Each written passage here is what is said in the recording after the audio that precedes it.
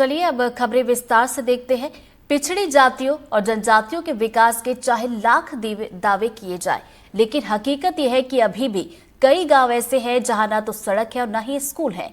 सीधी के खंडोटोला गांव में बैगा आदिवासी रहते हैं, लेकिन गांव के लोगों की क्या परेशानियां हैं आपको दिखाते हैं। मध्य प्रदेश में सिद्धि जिले के सरेठी ग्राम पंचायत के खंडोटोला गांव में मुख्य रूप से बैगा जनजाति रहती है। ये कमजोर जनजातियों के वर्ग में शामिल है। गांव में बिजली, सड़क समेत तमाम बुनियादी सुविधाओं का अभाव है।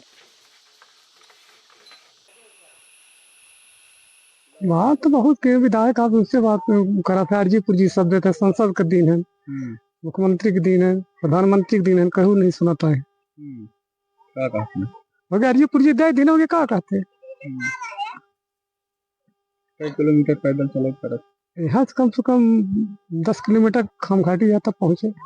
रोड सर हमको 3 पुरखा हो गए, हमारे बाबा दाई भी चले गए हैं, माता पिता जा रहे हैं, 50-55 साल के हम लोग हो गए हैं।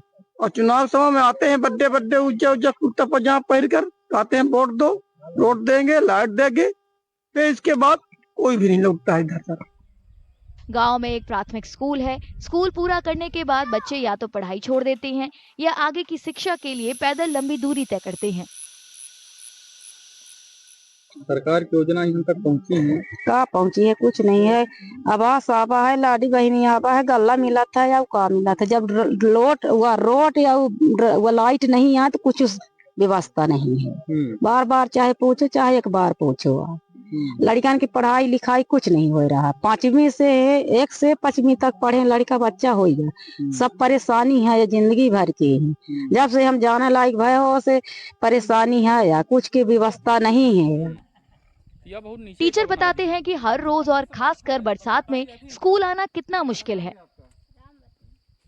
रोड में कोई सुधार नहीं सर जी, वही पानी, चाहे बरसात भी हो, चाहे ठंडी भी हो, चाहे बाढ़ भी रहे, तो भी आना जाना पड़ता है। अभी कहीं कहीं छट के गिर भी जाता है आदमी।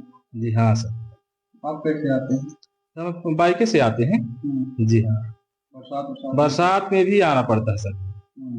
अब जैसे ज्यादा नदी तो नहीं आता है, लेकिन अगर जैसे इतना पानी है तो किनारे से निकाल लेते हैं धीरे धीरे, नहीं फिर कहीं पैदल चल के निकालना पड़ता है।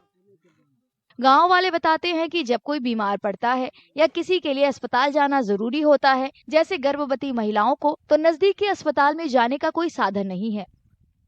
डिलीवरी हो जाते हैं सर, उसको परेशानी रहती है। कहीं गली में हो जाते हैं, कहीं रास्ता में हो जाते हैं। हाँ, तो यहाँ कुछ की सुविधा नहीं है, ना सेक्रेटरी ना सरपंच। भाई लाइट नहीं दिए हैं तो हम कैसे इंजोलर रखें?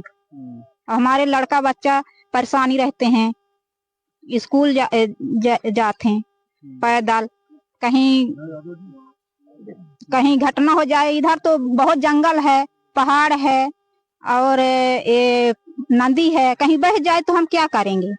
और जब तबीयत खराब हो जाते, जी बाँचे रहे तो अस्पताल पहुंचा दें, जी बाँचे नहीं रहते हैं, खत्म हो जाते हैं।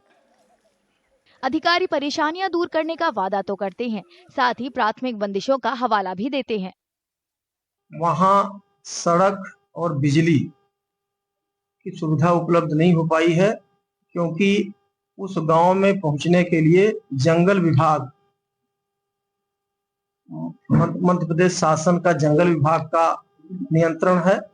और अधिकारियों से मैंने संपर्क किया, उनका कहना है कि एनओसी अतिशीघ्र प्राप्त हो जाएगी। एनओसी प्राप्त होते ही घर घर बिजली और सड़क की सुविधा हम उनको मुहैया करवा देंगे। जो प्रकट संज्ञान में आया है, इसमें ये परीक्षण कराना पड़ेगा कि जो ग्राम की जनसंख्या है, वो जो योजनाओं के जो पैरामीटर्स हैं, उसके हिसाब से जो जनसंख्या है उसका कट ऑफ पर्याप्त है कि नहीं, उसको हम दिखवाएंगे और जो भी मदद हो सकती है अनुसार वो कार्रवाई वहाँ पर करेंगे। गांव वालों का कहना है कि बुनियादी सुविधाओं का अभाव देखते हुए दूसरे गांव के लोग अपने बच्चों की शादी करने से मना कर देते हैं।